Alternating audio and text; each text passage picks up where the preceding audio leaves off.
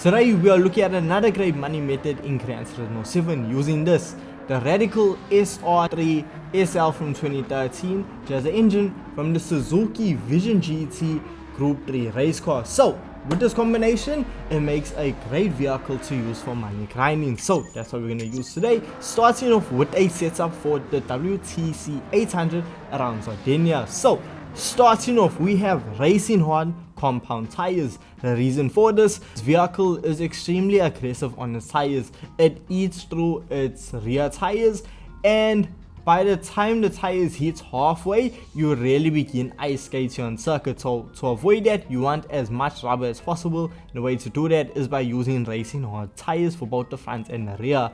Then we see for suspension, this you can fully customize to your own liking. It's completely up to you. For me, I ran for body height adjustments of 80 in the front and rear.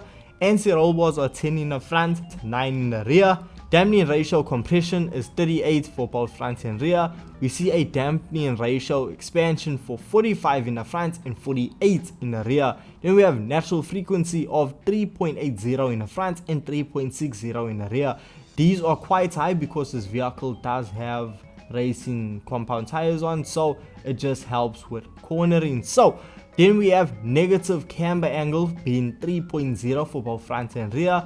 Then we have 0.20 going outward and 0.10 going inward for toe angle for the front and the rear. We see we have a standard differential gear in the vehicle. When it comes to downforce, well, we cannot change anything at all. Then we also have a fully customizable ECU set at 100. We have a ballast set at 0 and a power restrictor set at 100. Then when it comes to transmission, we have a fully customizable racing transmissions set at 220. Now, there are no further adjustments to the gear ratio. We see the vehicle is also running with a high RPM turbocharger. So once you have all of that equipped, you can then take your vehicle out onto circuit. So now, what I did was just throw the vehicle on fuel map level 6 and see how far I could go on a single tank of fuel. And luckily, I actually found myself completing 5 laps of fuel before I needed to dive into the pits. With this vehicle, it is extremely agile, it's point and shoot, braking could be a bit better, but it honestly is not bad. And with the power plant and the power that this vehicle produces, you will find yourself traveling over 300 kilometers per hour coming down the main straightaway down Sardinia. Now, we also see when it comes to tire wear, you will come down to about halfway through your tires by the time you need to dive into a pit. What I would recommend is just change on over to a fresh set of tires and fill it up to 100%. Now when it comes to lap times, I found myself averaging lap times around the 1 minute 39, 1 minute 38 second lap times, with my slower lap times being around the 1 minute 40 second mark. So yeah, this vehicle, it will take you a bit of time to get used to it, but that's what I'm saying.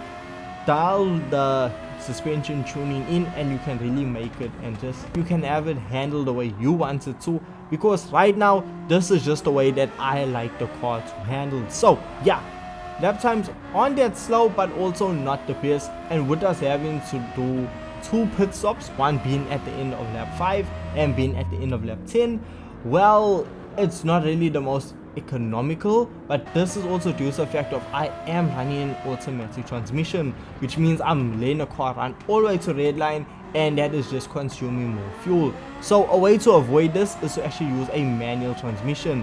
By upshifting early, you will save a lot more fuel, the car will be lighter, and you will have to go into the pit a lot less. Will it result in you having to only pit once?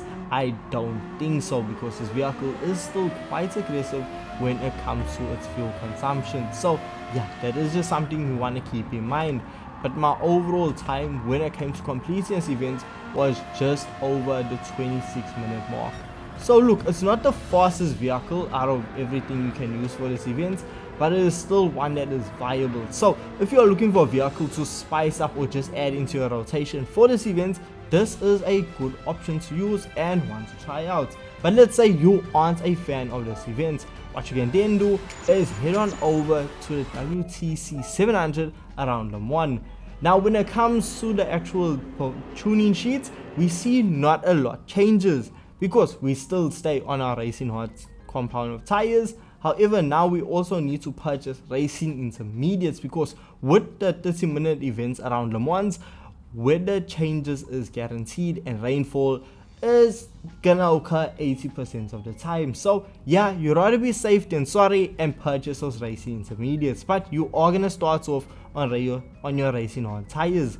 Then we see the suspension does not change. We stay with the same suspension setup. The only differences come in now with your fully customizable ECU, which is now dropped all the way down to 70, and your ballast now put up to 190. Then we also take a look at the transmission and see the transmission has also changed up to 280 kilometers per hour with no adjustments made. The vehicle now produces 552 brake horsepower, which is still more than enough to actually dominate against the Group 4 vehicles who will be racing against.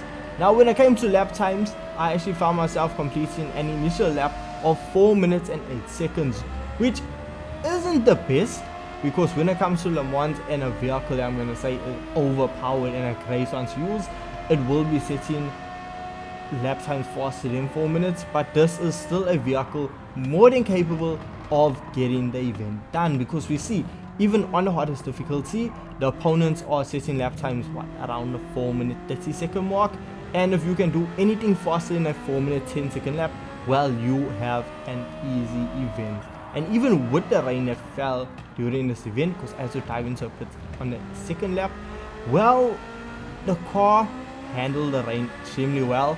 Even the power delivery, it wasn't lighting up its rear wheels. I wasn't struggling or fighting with it. It was actually enjoyable to control in the rain, which was a massive plus, and it allowed me to just travel a lot faster with a lot more confidence, therefore setting faster lap times. So yeah, even though it rained, I had no issue with the Radical. So yeah, that was fun, and that is what netted me also my 825,000 credits. But when it comes to lap times, I was averaging around the 4-minute 8-second, 4-minute 10-second mark, around there.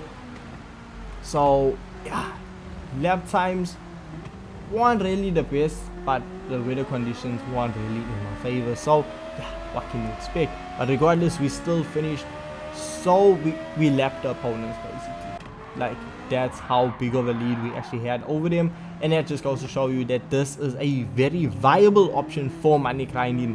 Is it the best option for money grinding? I highly doubt it, but it is still a very good option when you are looking for a vehicle to actually enjoy and try out and add to your rotation. So look at that, we have another great vehicle to use for money grinding. So with this being said, let me know your thoughts and opinions of this car in the comment section down below, and I'll catch you guys in the next video. Peace.